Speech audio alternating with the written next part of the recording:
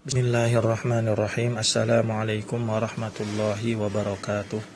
Alhamdulillah wassalatu wassalamu ala Rasulillah wa ala alihi wa sahbihi wa mawala amma ba'du. Qala Rasulullah sallallahu alaihi wasallam, man yuridillahu bihi khairan yufaqihu fid din. Ikhwan dan akhwat sekalian, kelas 10 PK, insyaallah kita lanjutkan kembali materi kita setelah kita membahas sekilas tentang Sahih Bukhari dan Sahih Muslim dan hadis-hadis yang ada di dalamnya dan perkataan kedua penulis yang mulia tersebut. Nah, kita sekarang akan membahas kitab-kitab yang berkaitan tentang hadis sahih selain Sahih Bukhari dan Sahih Muslim, yaitu Mustadrak Al-Hakim, Sahih Ibnu Khuzaimah, dan Sahih Ibnu Hibban. Nah, kita akan membahas 3 kitab ini. Yang pertama adalah Al-Mustadrak Al-Hakim. Mustadrak Al-Hakim ini kita jelaskan secara ringkas ya, supaya antum ada pengenalan. Ya, ini adalah kitab yang sangat besar.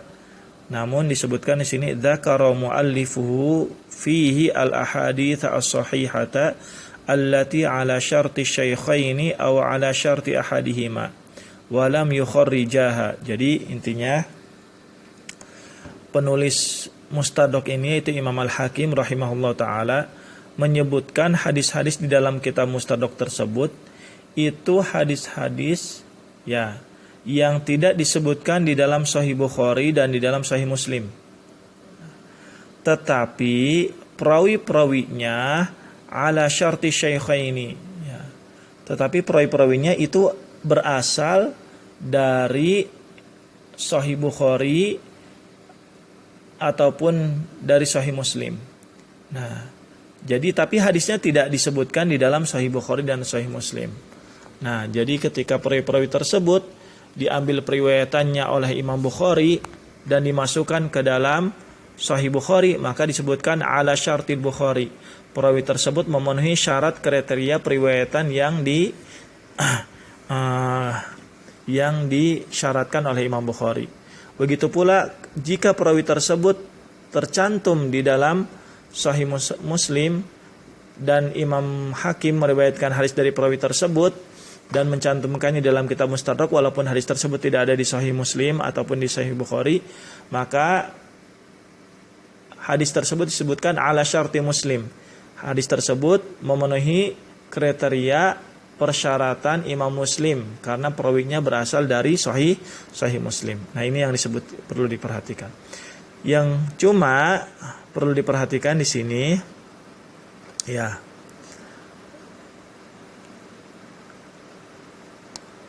wa huwa mutasahilun fit tashih, dan Imam Al-Hakim ini sangat mudah untuk mensahihkan hadis. Makanya perlu diperhatikan ya, perlu penelitian tentang Mustadrak Al-Hakim.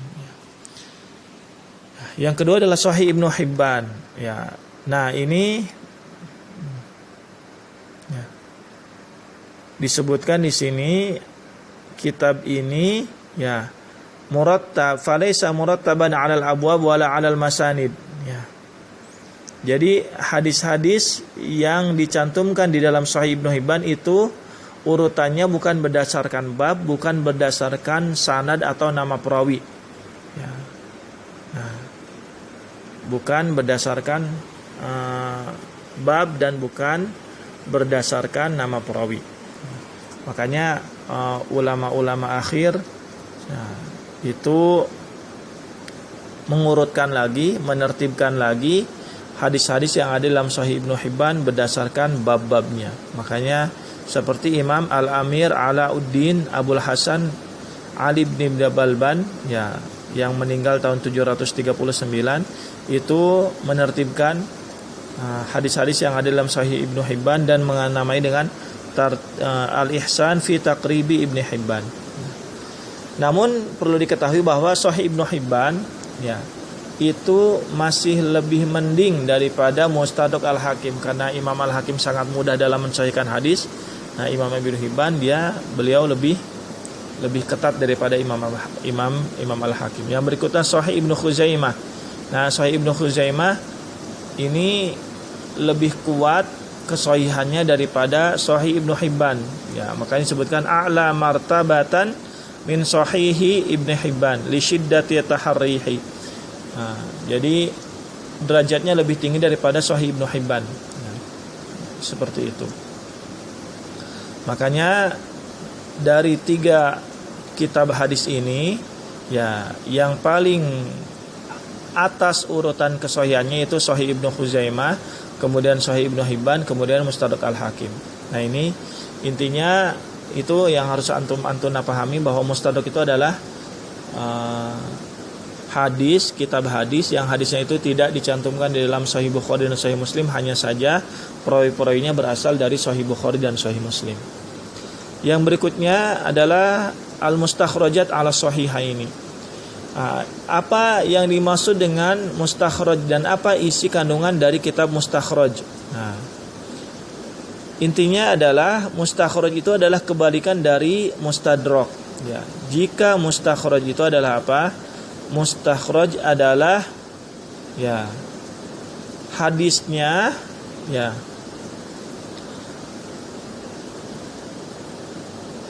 ya, an ya'ti al-musannif ila kitabin min kutubil hadis fayukharriju ahaditsahu bi asanida li nafsihi min ghairi tariqi sahibil kitab fayajtami'u ma'ahu min shaykhi aw man fawqahu.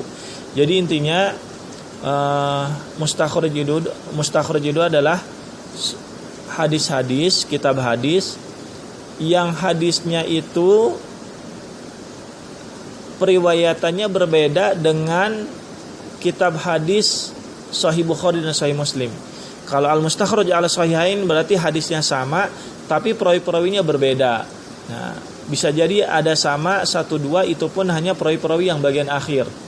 Nah, makanya ada 3 kitab yang masyhur berkaitan tentang mustakhraj.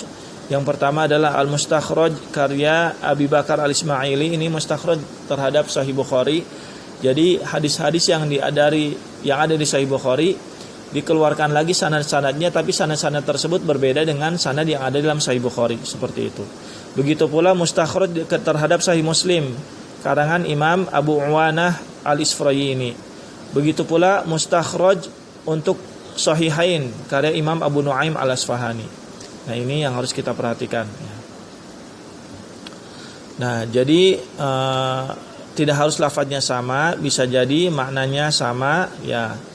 Jadi intinya adalah mustakhraj itu adalah hadis-hadis tersebut disebutkan lagi, ya, baik dengan lafadz yang berbeda, maknanya sama, atau dengan lafadz yang sama, tapi perawi-perawinya berbeda dengan perawi-perawi yang disebutkan di dalam periwayatan Sahih Bukhari dan Sahih Muslim. Nah, ini yang harus diperhatikan.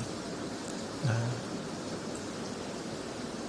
ya, ada faidah di sini, faidah mustakhraj. Yang pertama ulul isnad, tingginya sanad. Yang kedua, az-ziyadatu fi qadri sahih, menambah kadar kesahihan yang ada di Sahih Bukhari dan Sahih Muslim. Yang ketiga, al-quwwatu bi kasrati turuq, yaitu menambah kekuatan dengan banyaknya jalur periwayatan. Jadi Imam Bukhari dan Imam Muslim punya jalur periwayatan sendiri, dan penulis-penulis kitab mustakhraj punya jalur periwayatan sendiri, sehingga menambah kekuatan kesahihan hadis itu sendiri. Nah, terus juga yang berikutnya adalah, ya, maratibu as-sahih. Kita lewat saja ini yang nomor 11, ya. Insyaallah kita akan bahas ini di Sighatul Jazmi dengan dengan Sighatul Tamrid, insyaallah di pelajaran berikutnya.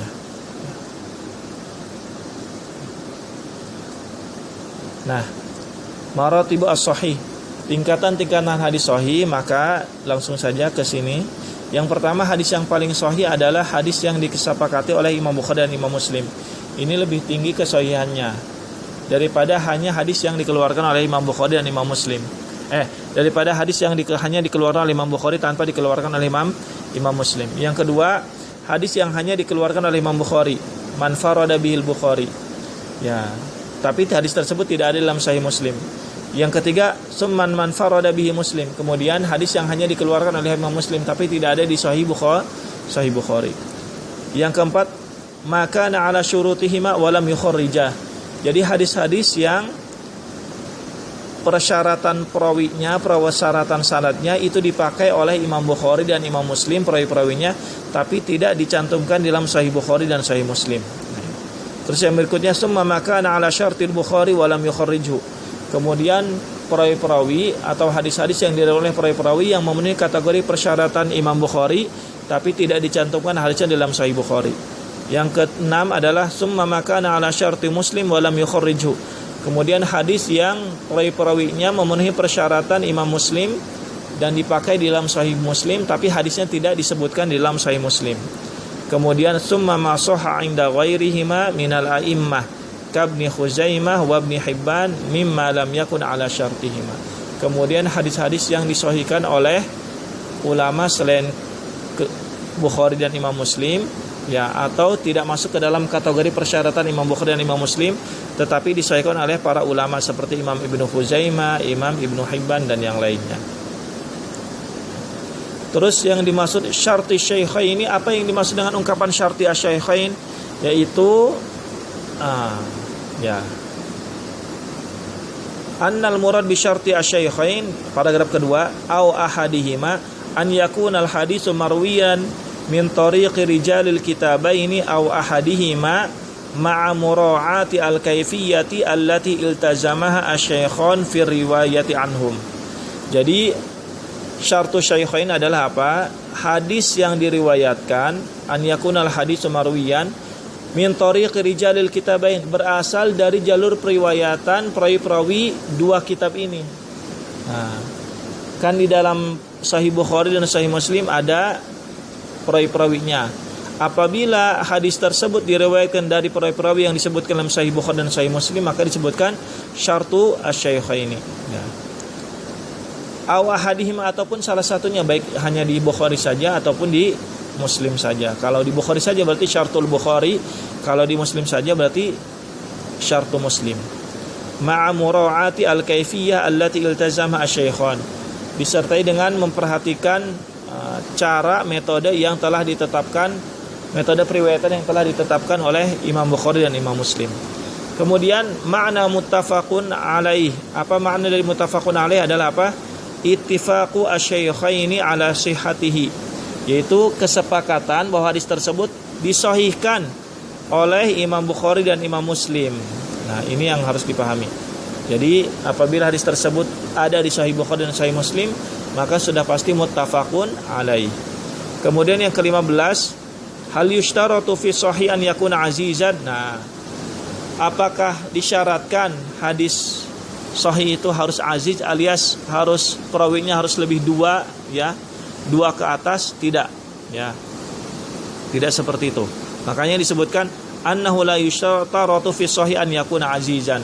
Tidak disyaratkan bahwa dalam hadis sahih itu harus hadis aziz, alias harus perawinya lebih daripada dua orang dalam satu tingkatan atau dalam satu tabaqah, dalam satu masa. Nah, bisa juga hadis gharib itu adalah hadis sahih. Ya, itu saja yang bisa kita bahas pada kesempatan kali ini. Semoga ada manfaatnya. Ya, billahi taufiq wal hidayah. Wassalamualaikum warahmatullahi wabarakatuh.